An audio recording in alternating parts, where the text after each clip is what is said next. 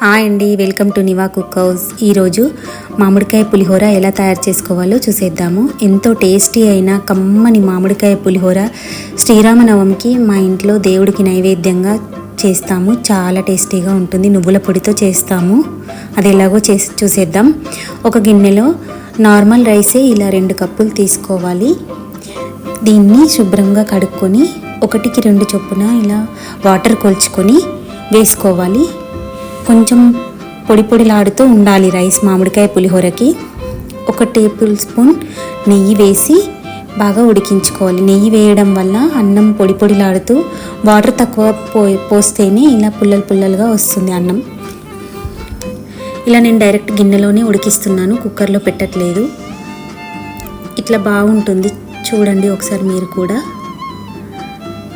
ఇలా ఉండాలి రైస్.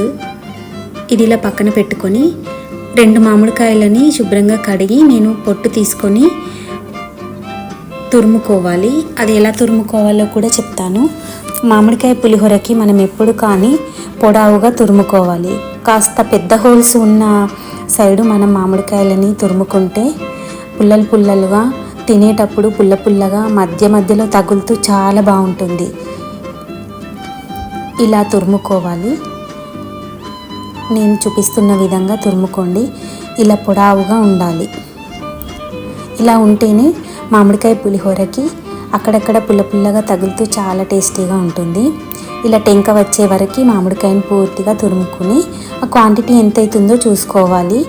మనం రైస్కి పులిహోరకి పులుపు సరిపోతుందా లేదా చూసుకొని మరొక దాన్ని మామిడికాయని తీసుకొని ఇలా టెంక వచ్చే వరకు తురుముకోవాలి. క్వాంటిటీ ఇంత సరిపోతుంది. చూడండి, ఇది 1 కప్పులో కొలుచుకొని చూపిస్తాను ఎంత ఉంటుందో. స్టవ్ మీద ఇంకొక కడాయి పెట్టుకొని చిన్న కప్పు నువ్వులని ఇలా దూరగా వేయించుకొని మిక్సీ జార్లోకి వేసి ఫైన్గా కాకుండా బరకగా కాకుండా మీడియంగా ఇలా పొడిలాడుతూ పొడి చేసుకోవాలి.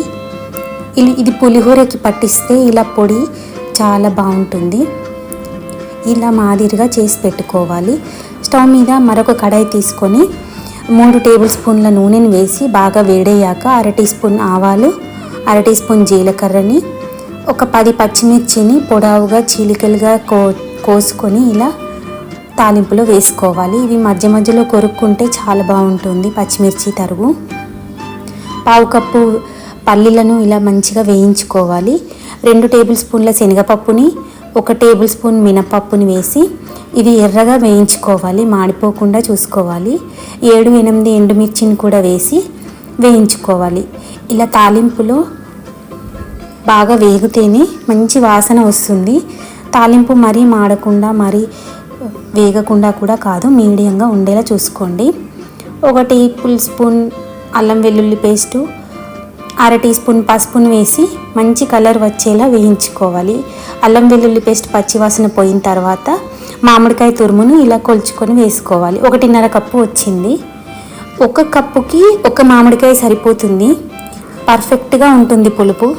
మీకు కాస్త తక్కువైతే మరి కాస్త వేసుకోండి, ఎక్కువైతే కాస్త పక్కన పెట్టుకోండి. 1 టీ స్పూన్ ఉప్పును వేస్తున్నాను. సరిపోకపోతే మరి కాస్త తర్వాత యాడ్ చేసుకోవచ్చు. ఇప్పుడు నువ్వుల పొడి వేసి పక్కన పెట్టుకోవాలి. ఇలా పక్కన పెట్టుకొని కాస్తంత ఉప్పు పడితే నేను మరి కాస్త ఉప్పు యాడ్ చేస్తున్నాను. మనం ఉడికించుకున్న రైస్ని ఇలా తాలింపు పక్కన పెట్టుకొని మనం సరిపోయేంతగా వేసుకోవాలి. ఇది చూడండి ఎంత పొడిలాడుతూ చక్కగా వచ్చిందో అన్నము. ఈ అన్నాన్ని మొత్తం తాలింపులో వేసుకొని ఇప్పుడు మంచిగా తాలింపు రైస్కి పట్టించాలి. ఇలా పట్టించిన తర్వాత ఇల్లంతా గుమగుమ వాసన వస్తుంది. మామిడికాయ పులిహోరది చాలా బాగుంటుంది. ఇది ఇలా చక్కగా కలుపుకున్న తర్వాత ఒక ప్లేట్లోకి తీసుకొని సర్వ్ చేసుకోవాలి. ఇప్పుడు దేవుడికి నైవేద్యంగా పెడితే చాలా బాగుంటుంది. శ్రీరామనవమి రోజు మా ఇంట్లో తప్పకుండా ఈ పులిహోర చేస్తారు. రాముల వారికి మామిడికాయ పులిహోర అంటే చాలా ఇష్టం అంట. అందుకే మామిడికాయ పులిహోర తప్పకుండా చేస్తాము. మీకు కనుక ఈ వీడియో నచ్చితే లైక్ చేయండి, షేర్ చేయండి, సబ్స్క్రైబ్ చేయండి. మరొక వంటతో మళ్ళీ కలుస్తాను. Thank you for watching. అందరికీ శ్రీరామనవమి శుభాకాంక్షలు.